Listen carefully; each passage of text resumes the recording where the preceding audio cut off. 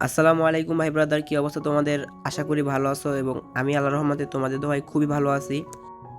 তো আজকে আমাদের ক্যান্ডেলস্টিক প্যাটার্নের সেকেন্ড ক্লাস হচ্ছে এবং এই ক্লাসে আমরা জানবো কিভাবে আমরা ইরোর ক্যান্ডেলে একটা ট্রেড নিতে পারি অথবা ইরোর ক্যান্ডেল দেখে কনফার্ম হইয়া কিভাবে ট্রেড নিতে পারি। তো চলো দেখা যাক আমরা ক্যান্ডেল পাই কিনা।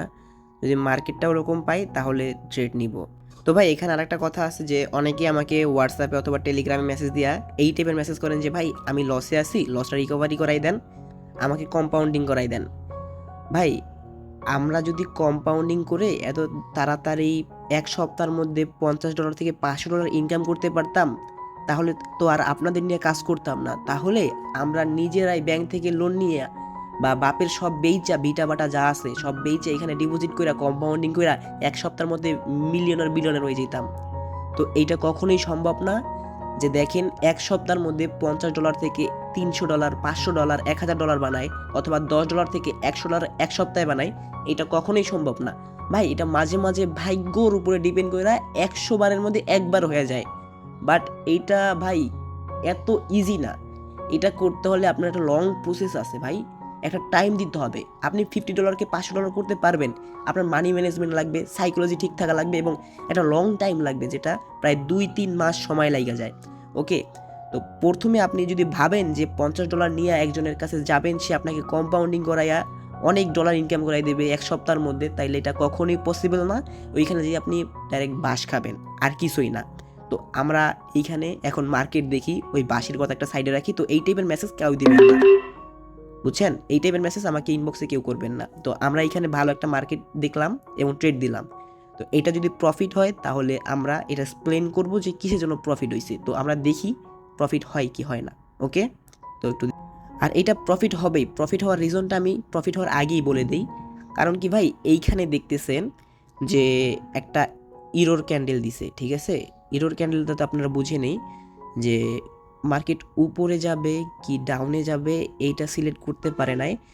দুইটা ইরোর ক্যান্ডেল আসছে, একটা এইখানে আর একটা এইখানে। তো এই দুইটা ইরোর ক্যান্ডেল আসার পরে আমরা কিন্তু একটা কনফার্মেশন পাইছি যে এরপরে মার্কেট একটা রিভার্স নিতে পারে। এই সময়ে সেলার্স এবং বায়ার্স দুজনই অ্যাক্টিভ থাকে।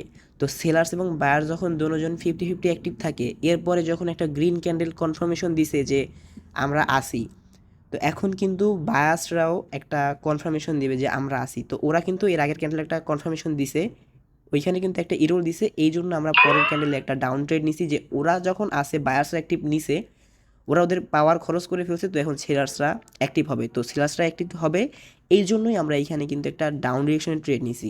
তো আপনারা যদি এইভাবে বুঝা মার্কেটে থাকেন, মার্কেটটা কিছুদিন বুঝেন এবং এরকম যদি মার্কেটের মধ্যে থাইকে কিছুদিন ট্রেড করেন, তাইলে আশা করা যায় যে আপনারা প্রফিট করবেন, কখনোই লস করবেন না। তো আমরা দেখি আরও কিছু ক্যান্ডেল পাই কিনা। তো ওইখানে আমরা ট্রেড করব এবং আপনাদেরকে এক্সপ্লেন করে বোঝানোর চেষ্টা করব যে আমরা ট্রেড কেন দিছি। তো চলেন আমরা কিছু পেয়ার খুঁজি। তো আপনারা বর্তমানে বাংলাদেশের যে পেয়ারটা আছে, এইটা বাংলাদেশ টু ইউএসডিটি, এই পেয়ারটাকে বেশিরভাগ অ্যাভয়েড করবেন। কারণ কি, এইখানে বর্তমানে স্ক্যাম চলতেছে ওটিসি, মানে মেইনলি বাংলাদেশ ইউএসডিটি পেয়ারে ওটিসিতে স্ক্যাম চলতেছে। তো এইখান থেকে আপনারা অ্যাভয়েড করবেন, কারণ বর্তমানে ডিসেম্বর মাস চলে, জানুয়ারি ডিসেম্বর মাস এরকম খারাপ দেয়। মানে বর্তমানে জানুয়ারি মাস চলতেছে, ওকে, ডিসেম্বর ভুল বলছি। তো এইখানে আমরা কিন্তু একটা মার্কেট পেয়ে গেছি এবং এইখানে কেন ট্রেড নিচ্ছি এটাও বলতেছি। এইখানে আপনারা যদি দেখেন যে মার্কেটে কিন্তু একটা ডাউন ট্রেন্ড চলতেছিল, তারপরে কিন্তু এটা রিভার্স করে আপ ডিরেকশনে যাচ্ছে এবং আপ ডিরেকশনে পরপর 3টা ক্যান্ডেল আসছে এবং একটা ডাউন, মানে একটা সেলার্স রায়া চাপ দিয়া একটা ছোট একটা ডাউন ক্যান্ডেল হয়েছে, খুবই ছোট।